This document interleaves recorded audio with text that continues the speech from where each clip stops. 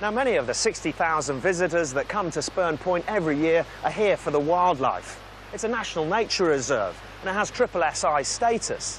The Yorkshire Wildlife Trust has got wardens on duty here to look after the habitat for the many creatures that make this place their home.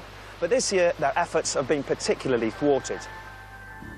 This is what sea buckthorn should look like at this time of year, green, leafy and healthy. And this is what it looks like on the majority of Spurn Point. It's been completely decimated by brown-tailed moth caterpillars. They may look small and harmless, but brown-tailed caterpillars are running rampant across the point. They're taking no prisoners and are seemingly munching their way through everything in their path. The caterpillars are everywhere. There's quite literally millions of them. And if I just get hold of one here... Stop! Step away from the caterpillars. Tell me then, what's the problem with them?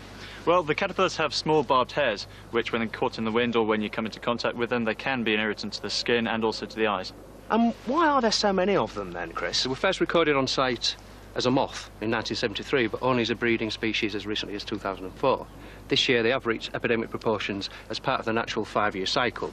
So what can be done about them? There's no species-specific pesticide which will take them out without rendering the whole site infertile, which of course will be a massive loss to the flora and fauna of the whole country.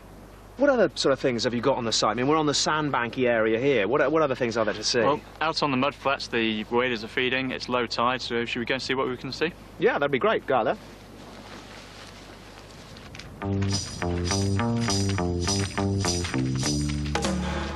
So why have you brought me out here then, Neil? Well, at low tide now, all these mud flats, this is a fantastic habitat for the wading birds to come and feed, and all their food is underneath this mud. As you see there, there's a worm cast and a hole, so we may have a ragworm and perhaps a lugworm if we're lucky. OK. Lovely, rich, nutritious silt. Thick mud. Absolutely. There we go. Yeah, there's a nice lugworm. Oh, Smashing. Yeah. And what sort of birds would be eating these things then? Well, depending on how low they are in the water, the deeper, that favours the longer-billed birds. If they're just under the surface, the smaller waders.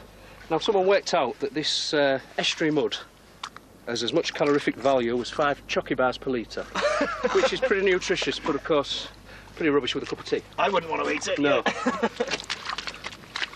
We're going to see what else we can dig up here. But John's been looking more closely at the bird life, which attracts so many visitors here every year.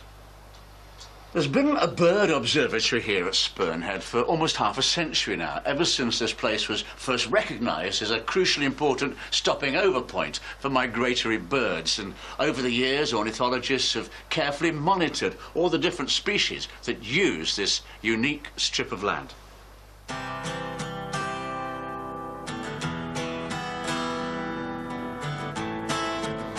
So what makes this place so special then for wild birds?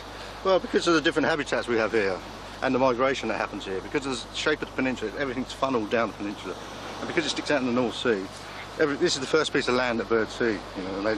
And when they've travelled in from Scandinavia, they just dump straight down here to rest and feed for a while before moving on further inland. Swifts and swallows are among many regular visitors to the peninsula, and while the birds are here, no time is wasted catching them and ringing them to monitor their migration patterns.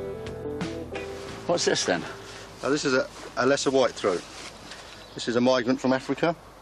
So she's got a ring on her there. Yeah, we can tell by this ring that she's been to Africa and back. And she could live 3 or 4 years, 5 years even, and do it 4 or 5 times. And these lesser whitethroats, they come up through Israel and across, instead of most birds that come up through Spain. And what happens to her now then? What are you going to do? Well, we do a couple of quick measurements and a weight just to check she's all right, and then we release her. It takes about 20 seconds. Because I suppose she'll have a nest at the moment. She has got a nest, yeah. Yeah, she'll have a nest. So if you can see, she's bare underneath. So why does that mean she's got a nest? Because that's where the eggs rub the feathers off her, and that's how she warms the eggs for the skin as well. Right. So we better be quick then.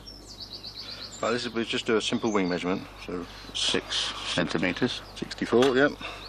And then we'll just do a quick wing and a weight. Oops. Yeah, she's only going to be in there a second. 11.5, and that's it. That's bang on weight. Yeah. She's got a very busy time when she's here. She'll probably have 2 broods of up to 10 youngsters while she's here. And then she'll change all her flight feathers and tail feathers and body feathers before heading back to Africa. Before she goes to Africa. So she's in prime condition when she leaves, and she'll leave late August, early September. And hopefully she'll be back here again next year. Hopefully she'll be back next year to have some more babies. So we'll just let her go now and get her off. Okay. Okay.